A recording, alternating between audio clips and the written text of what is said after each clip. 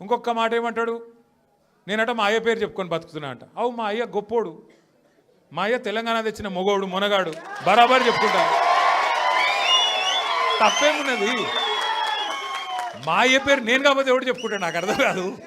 మా అయ్య మొగోడు మునగాడు తెలంగాణ తెచ్చినోడు, బరాబర్ చెప్తా.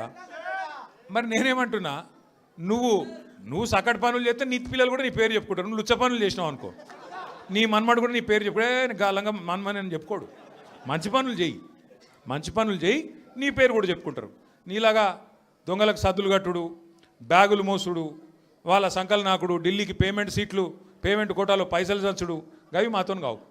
కొట్లాడతాం, మొగాళ్ళలాగా కొట్లాడతాం, మునగాళ్ళలాగానే బతుకుతాం, తెలంగాణ పౌరుషంతో బతుకుతాం. నీలాగా బతుకం, ఢిల్లీకి గులాములక్క మాత్రం బతుకం. ఢిల్లీకి సంచులు మోసుకుంటా, ఢిల్లీలో పోయి బీజేపీలతో రాసుకొని పోసుకొని తిరుక్కుంటా, జడ్జీల కాళ్ళు పట్టుకుంటా, అయ్యో నన్ను కేసుల లోపల నుక్కకుర్రి అని చెప్పి డైవులు కొట్టుకుంటా, గా బతుకు అవసరం లేదు. బతికిన నాళ్ళు దర్జాగా బతుకుతాం, చచ్చినప్పుడు కూడా రాయలుగా చచ్చిపోతాం.